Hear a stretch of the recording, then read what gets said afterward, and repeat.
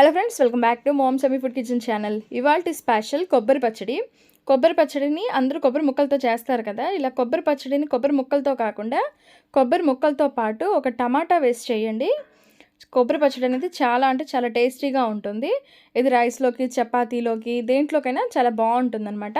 ఇలా ఒకసారి ట్రై చేసి చూడండి. పచ్చిమిరపకాయలతో ట్రై చేసి చూడండి. ఎండుమిరపకాయలతో అంటే పచ్చడి ఘాటుగా వచ్చేస్తుంది కాబట్టి టేస్ట్ కూడా చాలా అంటే చాలా బాగుంటుంది. ఇలా తప్పకుండా ట్రై చేయండి. మరి ప్రాసెస్ ఏంటో చూసేద్దామా. ఈ కొబ్బరి పచ్చడి తయారు చేయడం కోసం స్టవ్ ఆన్ చేసుకొని స్టవ్ మీద ఒక ప్యాన్ పెట్టుకోవాలి. అందులో కాస్త ఆయిల్ వేసుకొని ఆయిల్ని కాస్త హీట్ చేసుకోవాలి. ఆయిల్ హీట్ అయిన తర్వాత ఇక్కడ పచ్చిమిరపకాయలని మజ్జిగ కట్ చేసి వేసుకోవాలి. కట్ చేయకుండా వేసుకుంటే మనకి పచ్చిమిరపకాయలు అనేవి పగిలిపోయి అవి పైకి పడుతూ ఉంటాయి అన్నమాట. కాబట్టి పచ్చిమిరపకాయలని మజ్జిగ కట్ చేసుకొని వేసుకోవాలి. ఇలా వేసుకున్న పచ్చిమిరపకాయలని గరిటెతో అటు ఇటు మిక్స్ చేసుకుంటా ఒక 5 మినిట్స్ వేయించుకోవాలి.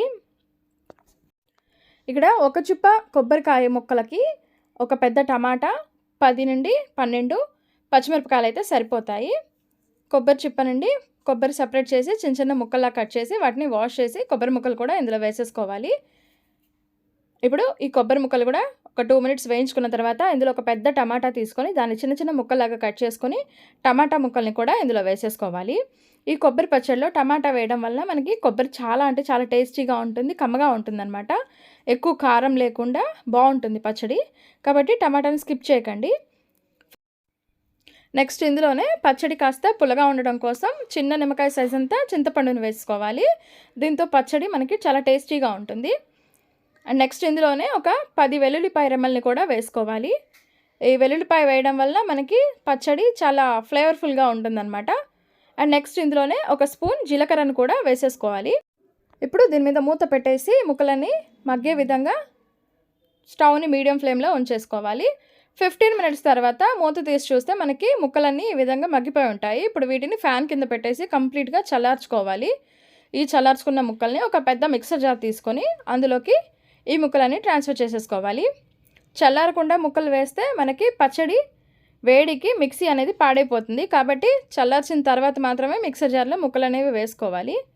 ఇందులో వాటర్ అనేది అసలు వేయకూడదండి. కంప్లీట్గా డ్రైగానే మిక్సీ వేసుకోవాలి. వాటర్ వేస్తే మనకి పచ్చడి త్వరగా పాడైపోతుంది.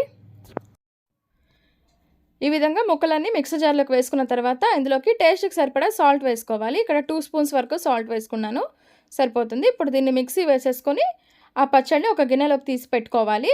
నెక్స్ట్ ఇందులోకి తాలింపు వేసుకోవడం కోసం స్టవ్ ఆన్ చేసుకొని స్టవ్ మీద చిన్న కడాయిని పెట్టుకోవాలి. అందులో 3 to 4 టేబుల్ స్పూన్స్ వరకు ఆయిల్ వేసుకోవాలి. ఆయిల్ ఎక్కువగా ఉంటే పచ్చడిలో చాలా బాగుంటుంది. కాస్త ఎక్కువగానే వేసుకోవాలి ఆయిల్. నెక్స్ట్ ఇందులో ఒక స్పూన్ వరకు తాలింపు గింజల్ని వేసుకోవాలి. ఈ తాలింపు గింజలు కాస్త చిటపట్లాడిన తర్వాత ఇందులో 2 రెమ్మల కరివేపాకు, 2 ఎండుమిరపకాయలని కూడా మజ్జిగ కట్ చేసుకొని వేసుకోవాలి. 2 మినిట్స్ తర్వాత తాలింపు అనేది కంప్లీట్గా వేగిపోయి మనకి మంచి అరోమా వస్తుంటుంది. అప్పుడు స్టవ్ ఆఫ్ చేసేసి ఈ తాలింపుని తీసి గిన్నెలోకి తీసి పెట్టుకున్నాం కదా పచ్చడిని, రుబ్బిన పచ్చడిని, ఆ పచ్చడిలోకి తాలింపు మొత్తం వేసేసుకోవాలి. టేస్ట్ చూసుకొని సాల్ట్ని అడ్జస్ట్ చేసుకోవాలి. ఇప్పుడు ఈ తాలింపు మొత్తం పచ్చడిలో మిక్స్ చేసుకోవాలి. అంతేనండి, ఎంతో టేస్టీగా సింపుల్గా ఉండే కొబ్బరి ముక్కల టమాటా పచ్చడి రెడీ అయిపోయింది. ఈ పచ్చడిని మనం ఎయిర్ టైట్ కంటైనర్లో స్టోర్ చేసి పెట్టుకుంటే 1 వీక్ వరకు బాగుంటుంది. వాటర్ వేయకుండా పచ్చడి వేసుకుంటే బాగుంటుంది. వాటర్ వేస్తే మనకి 2 డేస్ మాత్రమే ఉంటుంది. మీరు కూడా ఈ పచ్చడిని తప్పకుండా ట్రై చేయండి. టమాటాలు వేసి మీకు కూడా తప్పకుండా నచ్చుతుంది టేస్ట్ అనేది. ఇలాంటి మరిన్ని రెసిపీస్ కోసం నా ఛానల్ని విజిట్ చేస్తూ ఉండండి. నా ఛానల్ని సబ్స్క్రైబ్ చేసుకోవడం మాత్రం అసలు మర్చిపోకండి.